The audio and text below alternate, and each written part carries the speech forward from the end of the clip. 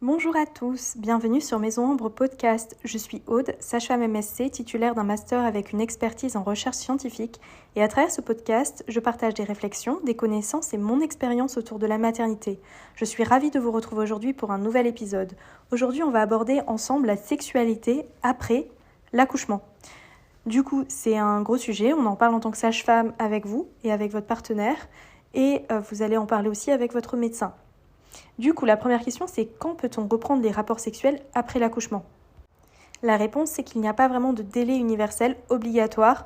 On voit justement au niveau des recommandations scientifiques que ça varie beaucoup, même à l'hôpital, selon les médecins, selon les sages-femmes, le discours varie. Je dirais que c'est vraiment à voir de manière personnalisée en fonction de votre situation avec la sage-femme et avec le médecin. Du coup, je ne peux pas répondre à cette question comme ça de manière standard, c'est pas possible.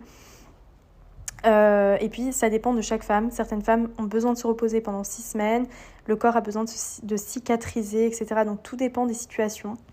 En pratique, selon une étude scientifique, entre 30 à 50% des couples reprennent des rapports entre 6 à 8 semaines postpartum. Et à 6 mois, on a 90 ou 90 comme en Suisse, 90% des femmes qui ont repris une activité sexuelle.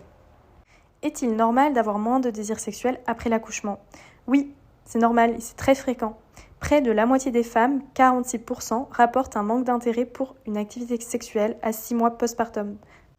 Cette diminution du désir est liée à plusieurs facteurs. Les changements hormonaux, du coup, la fatigue, le manque de sommeil, le changement de rôle et l'ajustement de la parentalité, les préoccupations concernant l'image corporelle et la dépression du postpartum, qui touche, ne l'oublions pas, 2 femmes sur 10 et 1 homme sur 10. Du coup, ça peut amener à une diminution du désir et du coup à la fréquence sexuelle.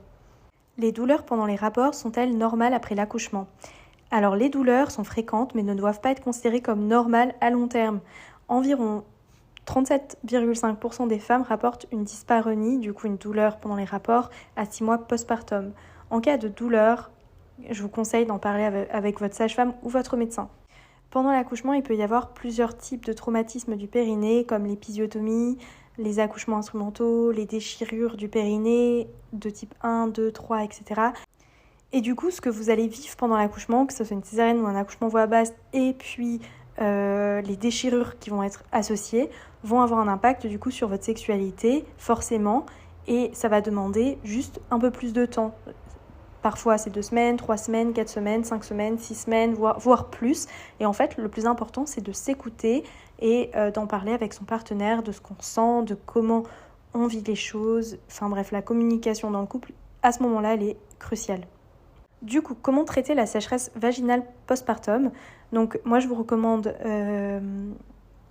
déjà d'en parler avec un professionnel pour qu'il puisse mieux individualiser cette question.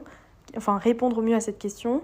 Mais l'idée, ça va être d'utiliser des lubrifiants vraiment faits pour.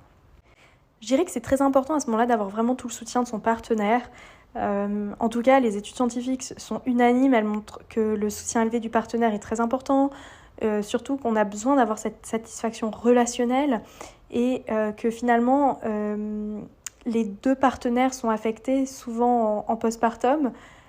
Du coup, les hommes ont du mal à comprendre concrètement ce qui se passe.